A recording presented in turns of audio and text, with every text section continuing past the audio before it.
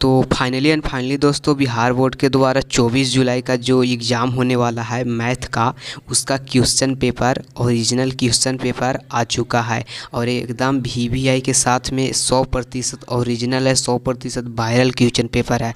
तो आपके कल की एग्ज़ाम में जो 24 जुलाई के होने वाला एग्ज़ाम, उसमें आपको एकदम मतलब टकर जाने वाला है। टोटल क्वेश्चन मिलाकर देख लीजिएगा, यही क्वेश्चन आएगा, ठीक है। तो इस वीडियो को स्टार्ट करेंगे उससे पहले बता दें 24 जुलाई 2024 का ये क्वेश्चन पेपर है और जिसमें इसमें आपको बता दें कि एकदम ये ओरिजिनल क्वेश्चन पेपर है। कोई भी मतलब यूट्यूब पर जो बताया जा रहा है कि ये क्वेश्चन सही है, क्वेश्चन सही है, तो वो सब मानना है तो मानिए, लेकिन यही क्वेश्चन 100% सही है। 110 इसका रोल कोड है। इसमें टोटल 1 घंटा 30 मिनट, 1.5 घंटा का इसमें आपको टाइम मिलेगा। 50 नंबर का टोटल इसमें एग्ज़ाम होता है। चलिए इसमें हम नीचे जाते हैं और आप सभी को आगे बताते हैं मैथ का क्वेश्चन पेपर। आप लोग इस चैनल को जल्दी से जल्दी सब्सक्राइब कर दीजिए।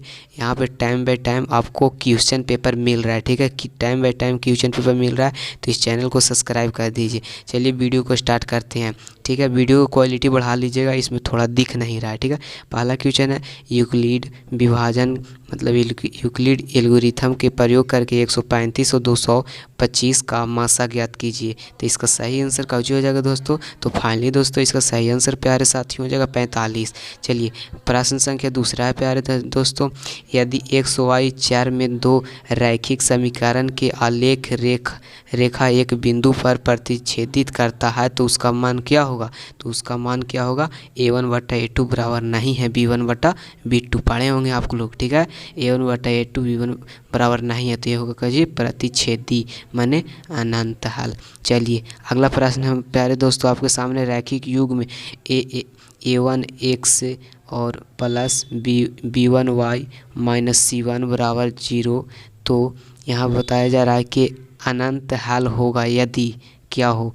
तो ये इसका सही आंसर हो जाएगा दोस्तों प्यारे साथियों। इसका सही आंसर क्या होगा दोस्तों? तो इसका सही आंसर क्या होगा बताइए? A1/A2 बराबर B1/B2 बराबर C1/C2 अगर रहेगा तो यह बराबर रहेगा, तो इसका बी आंसर सही हो जाएगा, ठीक है। A1/A2 बराबर B1/B2 बराबर C1/C2। चलिए दोस्तों आगे हम बढ़ते हैं प्रश्न संख्या चौथा में रैखिक समीकरण युग x - y बराबर 8 और 3x - 3y बराबर 16 के आलेख बताइए। 16 के आलेख क्या होगा?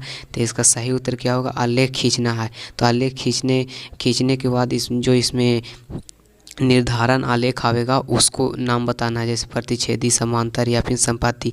तो इसका सही उत्तर हो जाएगा फाइनली दोस्तों समांतर, ठीक है। समांतर रेखा है ये। कौन रेखा है? समांतर रेखा। पाँचवें प्रश्न में जाते हैं प्यारे स्टूडेंट्स। तो पाँचवें प्रश्न में हम जा रहे हैं।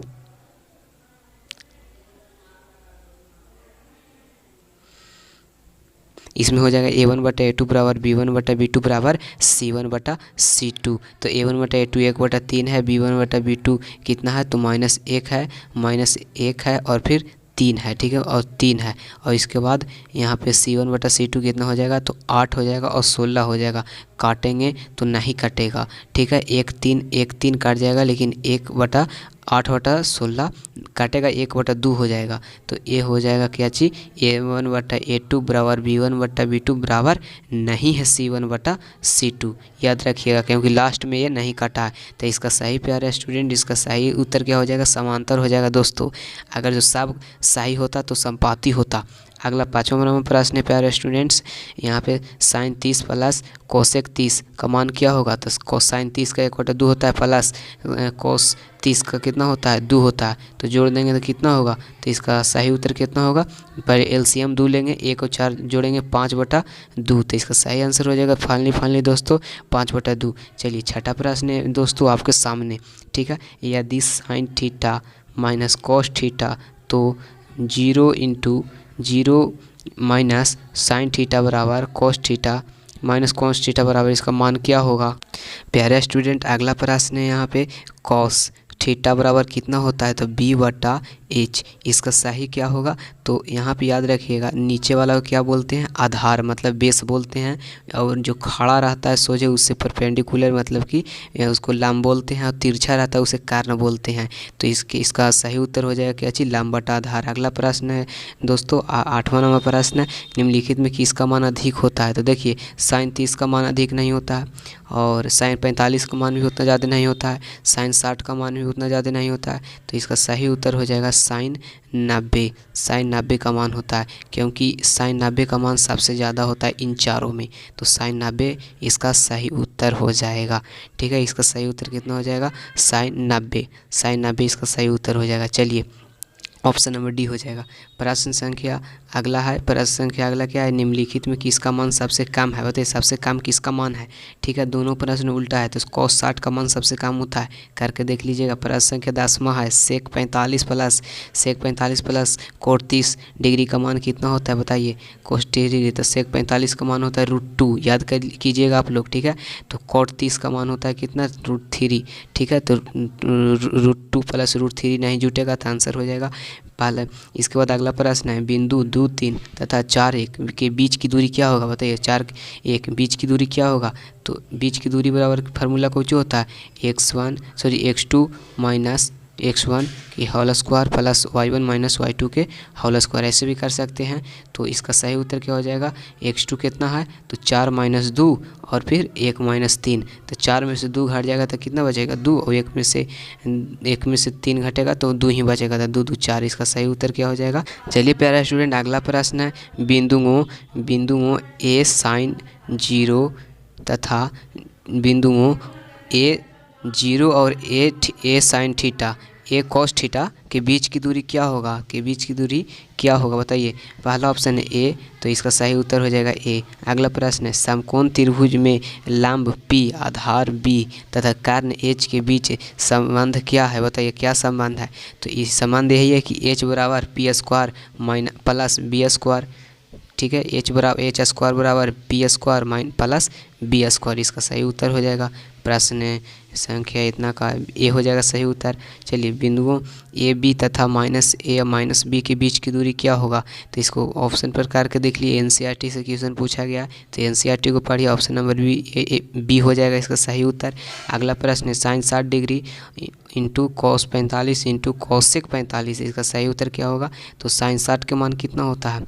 बताइए साइन 60 के मान कितना होता है, तो रूट कितना होता है।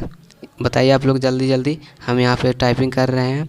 यहाँ पे इस प्रकार से लिखेंगे, इसके बाद यहाँ पे cosec 45 का √2 हो जाएगा, तो इस प्रकार से काट देंगे। काटने के बाद जो बचेगा मतलब √3 चलिए दोस्तों अगला प्रश्न है आपके स्क्रीन पर। चलिए आगे बढ़ते हैं। अगला प्रश्न, सभी वृत्त और वर्ग होते हैं, तो ये सभी वृत्त और वर्ग क्या होते हैं, समरूप होते हैं। ऑप्शन नंबर बी हो जाएगा। ठीक है, सही, ये NCERT से क्वेश्चन पूछा गया।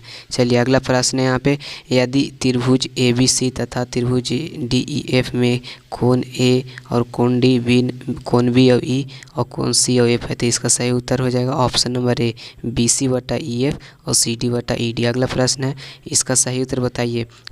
इसका त्रिज्याखंड का क्षेत्रफल θ/160 गुने πr²। ठीक है, θ/60 गुने 180 गुने कितना हो जाएगा, πr²। सही उत्तर हो जाएगा। चलिए 9वां अगला प्रश्न है, केंद्रीय कोण 60 डिग्री तथा त्रिभुज त्रिज्या कितना है, तो 84 वाले लंबाई कितना होगा, 88 सेंटीमीटर इसका हो जाएगा। चलिए आपको सिर्फ आंसर देखना है। ठीक है, त्रिज्या वाले अर्धवृत्त का परिमिति कितना होता है, त्रिज्या वाले अर्धवृत्त का परिमिति कितना होता है। बताइए, तो अर्धवृत्त का परिमिति कितना होता है, वृत्त का परिमिति 2πr। ठीक है, 2πr, इसका सही उत्तर हो जाएगा πr/2r।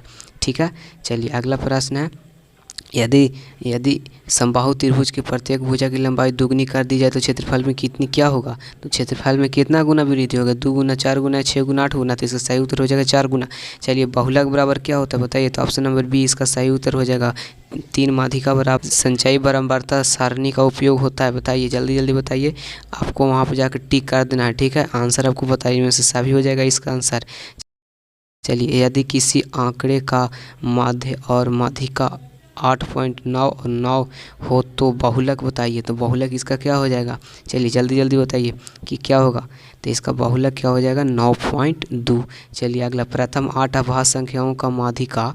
प्रथम 8 अभाज्य संख्याओं का माध्यिका क्या होगा, 1 से 8 तक पूछ रहा है, ठीक है, माने कि 1 से लेके 8 तक लगातार माध्यिका क्या होगा बताइए। तो इसका सही उत्तर 9 हो जाएगा, ठीक है। कैलकुलेशन कीजिए। प्रथम 9 प्राकृतिक संख्याओं का योग कितना होता है, तो n इंटू एन प्लस 1/2। दो क्रमिक विषम संख्याओं का योग सर्वदा किस संख्या से विभाजित होता है। इसका सही उत्तर क्या हो जाएगा, दो क्रमिक संख्याओं का योग किससे विभाजित होता है, तो 4 से, ठीक है, 4 से विभाजित हो जाता है। अगला प्रश्न, दो परिमेय संख्याओं का गुणनफल होगा बताइए, 0 होगा 1। तो इसका सही उत्तर क्या हो जाएगा, एक परिमेय संख्या होगा। अगला प्रश्न है साइन 30 और कॉस 30 का मान कितना होगा, तो √3/4 हो जाएगा। चलिए लास्ट प्रश्न है, दो समरूप त्रिभुजों की संगत भुजाएं क्या होती है बताइए, समानुपाती होती है या व्युत्क्रमानुपाती होती है बताइए। तो इसका सही उत्तर समानुपाती होगा।